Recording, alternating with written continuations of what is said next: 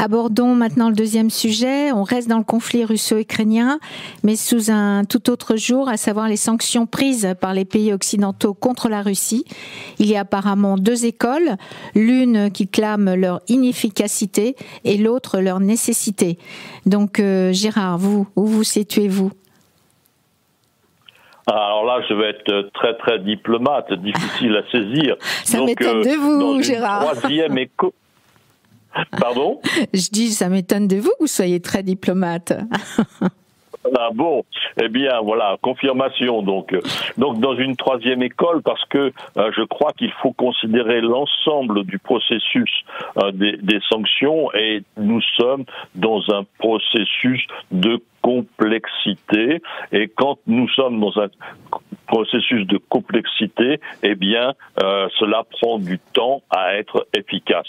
Et alors, pourquoi complexité ? Parce qu'on a des sanctions économiques, qui touchent les matières premières, mais aussi les avoirs financiers de la Russie.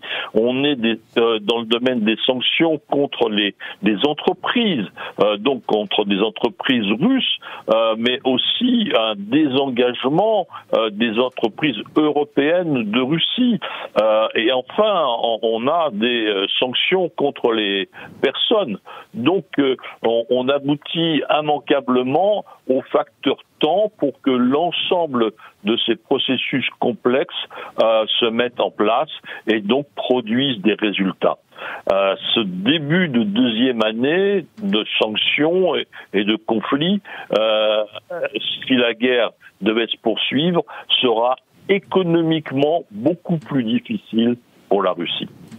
Oui, ce facteur temps que vous avez toujours évoqué depuis le début de ce conflit. Et donc, si vous deviez nous brosser un tableau de l'économie russe en 2022, en 2022, quel en serait le panorama et selon vous, quelle perspective pour 2023 ? Eh bien, il y a d'abord à souligner la très bonne gestion russe du rouble. N'est-ce pas ? Avant la guerre en Ukraine, il fallait environ 80 roubles pour avoir 1 euro.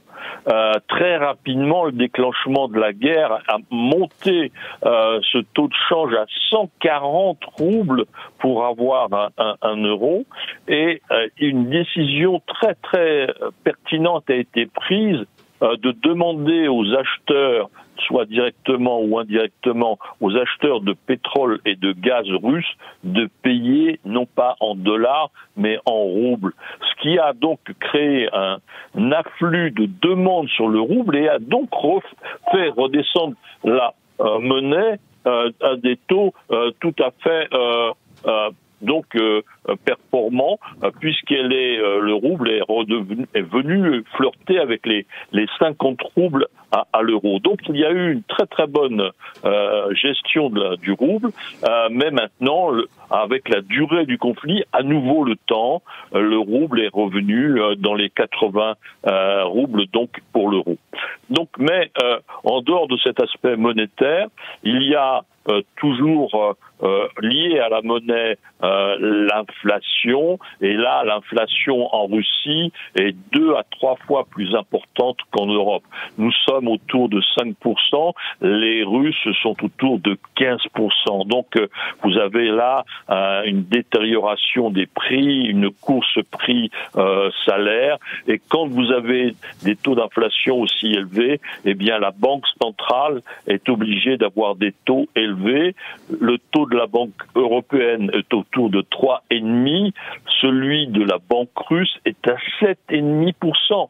Donc voilà, quand vous avez des taux aussi élevés, cela veut dire ralentissement des investissements des entreprises et difficulté des ménages pour aussi investir.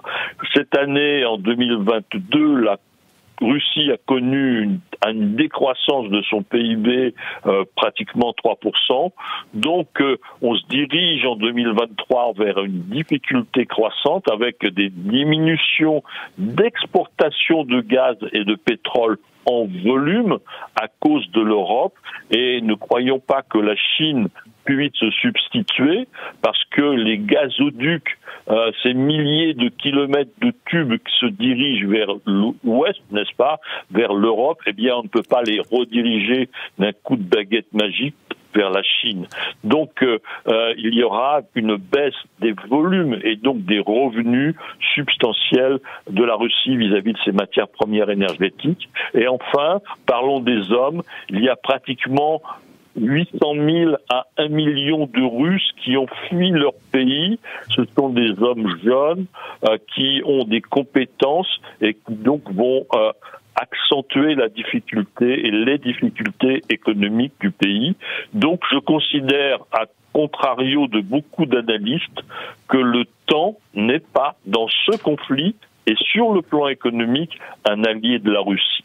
Oui, c'est et ce sont ces perspectives qui motivent donc les pays à maintenir les sanctions. Il ne s'agit nullement de mettre la Russie à genoux, de la ruiner, mais il s'agit de lui faire subir des conséquences économiques qui, accompagnées de difficultés militaires, vont l'amener à envisager des négociations nécessaires.